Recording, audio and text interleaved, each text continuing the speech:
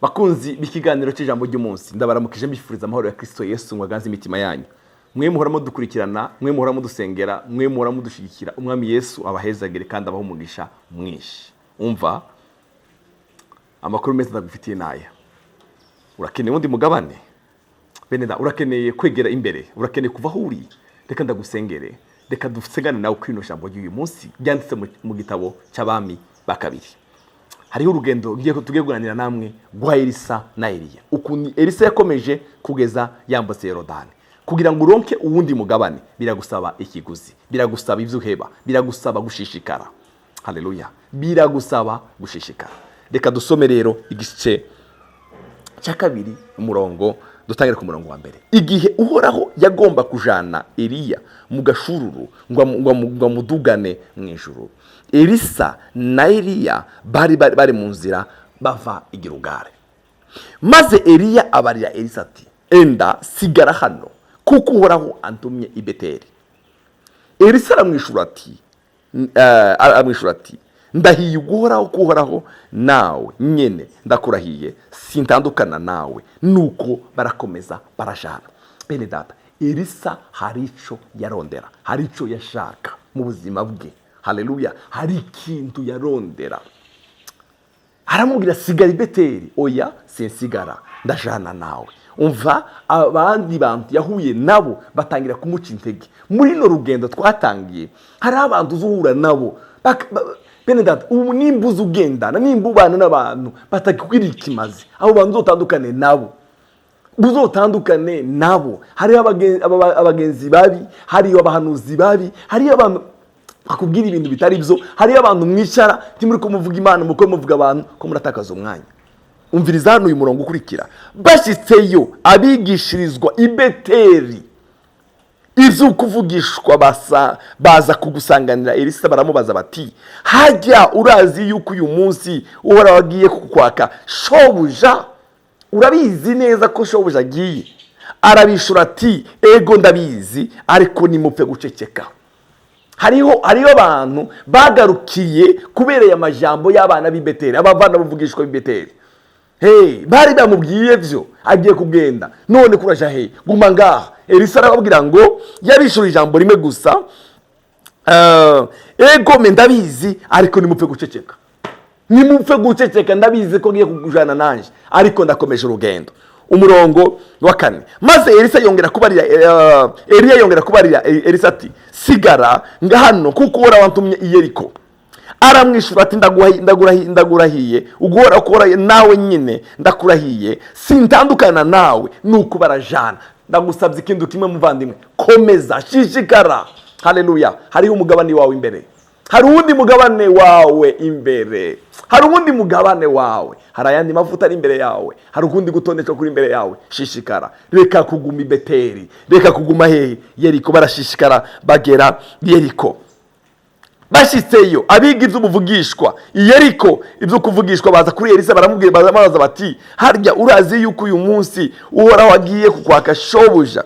Aramwishura ati, ego ndabizi, ariko nimupfe gucereza. Ego ndabizi ko agiye kugenda. Arasura bishura rya jambo yishe bajya abantu b'i Beteli, arababwira ngo ego ndabizi, ariko nimupfe guceceka. Eliya yongera kubarira Elisa ati enda sigara hano kuko Uhoraho wantumye kuri Yorodani. Nawe aramwishura ati, ndahiye Uhoraho ko Uhoraho nawe nyine ndakurahiye sintandukana nawe. Nuko bombi barajana.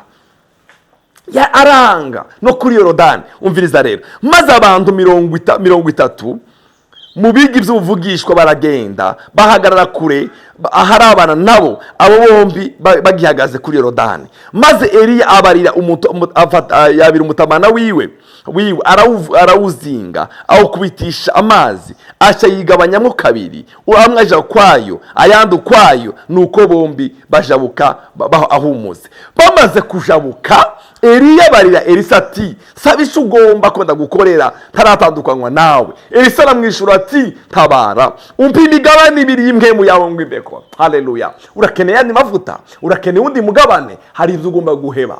Haleluya. Hari aho ugomba kwegera. Uragomba kuva i Beteli, uragomba kuva i Yeriko, uragomba kuva kuri Yorodani. Jabuka ugere hakurya. Haleluya. bamaze kujabuka, mu myumve neza, ntabwo Eliya yamubajije kino kibazo bakiri kuri Yorodani, bakiri kuri Yeriko, bakiri i Beteli, ushaka iki? Bagiye ahantu hatatu. I Beteli ntiyamubajije ngo ushaka iki, i Yeriko ntiyamubajije ngo ushaka iki, kuri Yorodani ntiyamubajije ngo ushaka iki. Ariko amaze kujabuka, kubera yamaze kubona ko yamaze gushishikara, aramubaza, mbarira rero icyo ushaka. Niko ushaka Elisa, ko tugeze hano ushaka iki? Umviriza umurongo w'9, ndagusengera nawe. Bamaze kujabuka, Eliya barira Elisa ati, saba icyo ugomba ko ndagukora ntaratandukana nawe. Elisa aramwishyura ati, ntabara umpe ku migabane 2 y'impemu yawe ngo imbeko. Urakeneye undi mugabane? Shishikara, komeza, reka kumva amakuru y'abana b'Yeriko, reka kugendana n'abantu inyota yo gusenga yaheze muri bo. Shishikara kugira ngo umwami aguheze undi mutamana. Haleluya. Bene data, urakeneye undi mutamana, urakeneye gutera imbere mu byo ukora, urakeneye kwegera imbere, urakeneye kuva muri icyo kibanza urimo ubutera iyindi ntambwe. Haleluya. Biragusaba gushishikara kuraba imbere.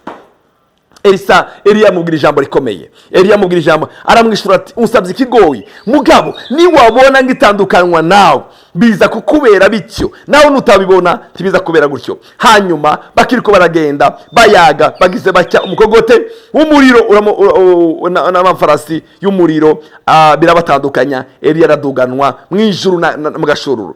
Elisa bibonye araboroga ati, yewe gadata we wabereye Abisiraheli imikogote n'abagendera ku mafarasi, nuko ntiyongera kumubona ukundi, maze yitantambura ko impuzu ziwe azigiramwo ibitabu 2. Araheza atora umutamana wa Eliya wamukorokanye, arahindukira awushitse ku nkombe ya Yorodani, ahagararaho. Yabira wa mutamana wakorokanye Eliya awukubitisha amazi, aravuga ati, uhoraho Imana ya Eliya ari hehe? Amaze gukubita amazi aca yigabanyamo 2, amwaje kwayo ayandi ukwayo, nuko Elisa arajabuka. Bavandimwe, ibitangaza Elisa yakoreshejwe biraruta inshuro 2 kubyo Eliya yakoreshejwe. Hari ibitangaza 2 nshaka kubabwira Elisa yakoreshejwe. Amen. Iyo washishikaye ubumumaro, ari umuryango uragukenera, ari abantu baragukenera, ubinyisho ku bandi. Elisa yabaye inyisho ku bandi. Igitangaza ca mbere ngo ajabutse, haleluya, ngo agera mu gisagara cy'Yeriko, ngo asanga ari cyiza cyane, cubatswe ahantu heza, ngo baramubwira ngo kino gisagara naho kibona gutya, amazi yaho ni mabi, atera uburambo. Elisa arababwira ngo nimuzanire umunyu mu gaseke gatoya, aja ku isoko, aja guhumanura amazi, igisagara cyose kiratabagwa. Kubera iki? Hariho umugabo washishikaye akugira ngo aronke undi mugabane. Urakeneye undi mugabane? Komeza shishikara. Haleluya. Ikindi gitangaza gikomeye, hariyo umugabo w'Umusiriya witwaga Namani, yaratuye afise imibembe. Ngigiye kimwe Abasiriya banyaze umwana w'umukobwa w'Umwisiraheli, ngo ageze iriya yari umukozi kwa Namani, ngo abwira nyirabuja, aramubwira ngo mabuja, uyu mugabo wawe, uyu databuja yoje iwacu, yotabarwa. Yotabarwa. Kubera iki? Hariho umugabo w'Imana, hariho umugabo w'Imana. Sifa kwa Mungu. Haleluya.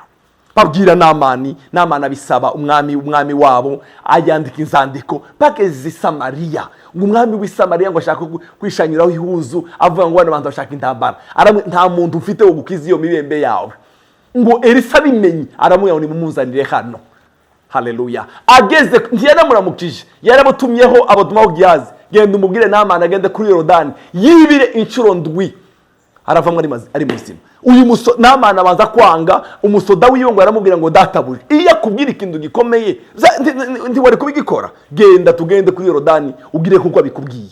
Ngo aragenda ari ibiri, rya mbere, rya kabiri, rya gatatu, rya kane, rya gatanu, igendwi avamwo yahumanutse. Iyo washishikaye, iyo ufise uwundi mugabane, uzuba inyishu ku karere, uzuba inyishu ku mahanga, abandi bazabagira umugisha ku bwawe. Bwana sifiwe. Ndakwifurije Imana iguheze uwundi mugabane. Uri umukozi w'Imana, urakeneye uwundi mugabane. Uri umuririmbyi, urakeneye uwundi mugabane. Uri umudandaza, urakeneye uwundi mugabane. Urakeneye uwundi mugabane mu vyawe. Shishikara, tugendane n'abantu b'Yeriko, ntiwumva amajambo y'abantu kuri Yorodani. Komeza ujabuke, nugera hakurya arakubwira ngo niko ushaka. Amen. Haleluya. Mureke babwire ikindi gitangaza cyane nyuma Elisa yakoreshejwe, cyangwa ze ku mutima. Elisa yaragwaye, Elisa yarapfuye, yarapfuye, amaze gupfa amaze umwaka wose yarapfuye, baza guhamba ubundi muntu wapfuye muri quartier. Haleluya. Bamugejeje ku magufwa ya Elisa ngo babone igitero kiraje, ngo baramutabarira kwanga kurya bamutaye, umubiri we ukora ku igufwa rya Elisa, yaciye azuka yirwangana nabo, yaramaze umwaka yarapfuye. Iyo umuntu w'Imana yaronse uwundi mugabane, bene data, no n'igihe yarapfuye yarazura abantu. Ndakwifurije uwundi mugabane, ndakwifurije umugabane musha mu buzima bwawe, mu bana bawe, mu bikorwa byawe, ndakwifurije uwundi mugabane. Ndagukunda Yesu, ndagushimiye, uri Imana yacu, nagwe turabana bawe. Ndasengeye umuvandimwe uri kurankurikirana ngo umuheze uwundi mugabane. Harakeneye uwundi mugabane mu buzima bwiwe. Amen. Arakeneye gushishikara mwami, arakeneye gusigwa yandi mavuta, arakeneye kundi gutoneshwa, arakeneye uwundi mugabane, arakeneye kuva hari Imana mu mwemu, mu mubiri, arakeneye kwegera imbere. Umugirire neza, ubuntu bwawe bwinshi bwiyongeranye ku buzima bwiwe, mu izina rya Yesu Kristo umwami wacu. Amen. Yesu abahezagire kandi abaha umugisha.